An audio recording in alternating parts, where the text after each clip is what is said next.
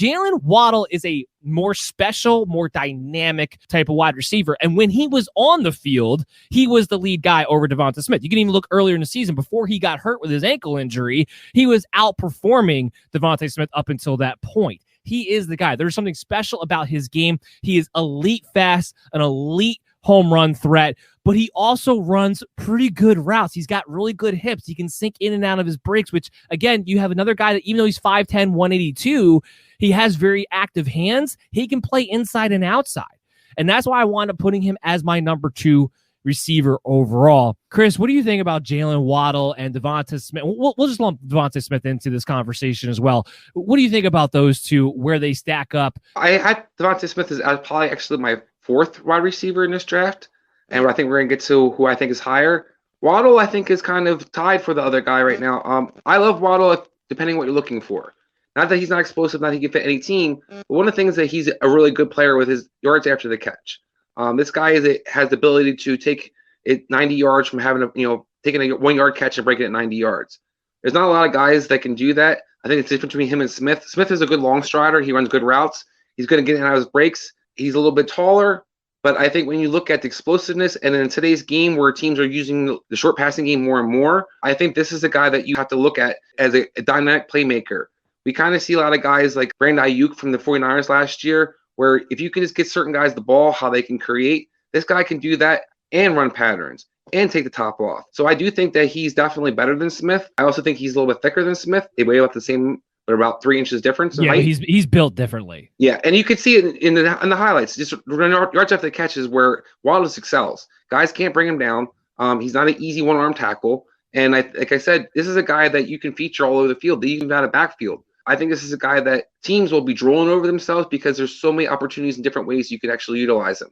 He's not quite as fast or quick as Tyreek Hill, but as Tyreek Hill's kind of used, I think he can be similarly used. The big reason why I have Waddle ahead of Devonta Smith in general is because he's just a more complete receiver with a more elite speed skill set as well. Devonta Smith, I think he's a very good wide receiver. I think he's definitely a top 20 first round type of talent wide receiver. But my problem with him, and ultimately why I have him at number 4 overall, and part of it that it's a top-heavy wide receiver class, but the top is actually pretty good across the board. So it's partly that, but also partly because this is a guy that I think you have to game plan and line him up in situations where he's going to have space.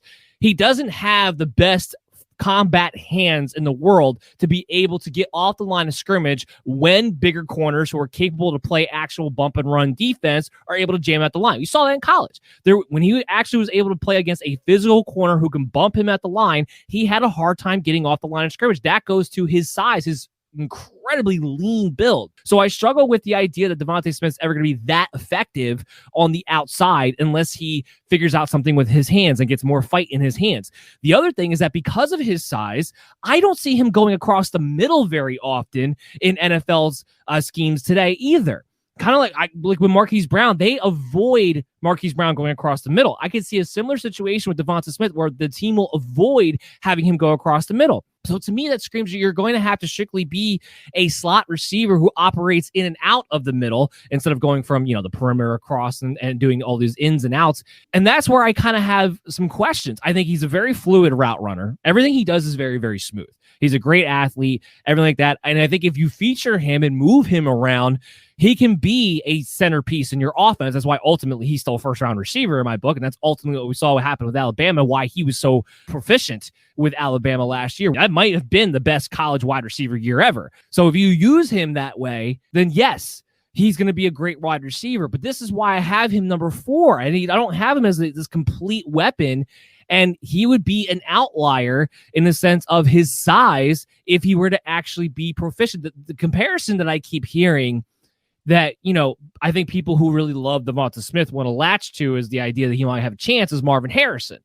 And again, I go back to Marvin Harrison was already more naturally, physical in the way he played coming into the league, but also he had some of the best hands, the best combat. I don't mean hands catching the football. I mean the best fighting hands to break the arms of the corners trying to jam him at the line and get off the line of scrimmage. If Devonta Smith can develop that, then maybe he could be the Marvin Harrison. I don't rule that out, but I don't see that yet on tape, and that's why he's going to be number 4 on my list. That's why I have Waddle ahead.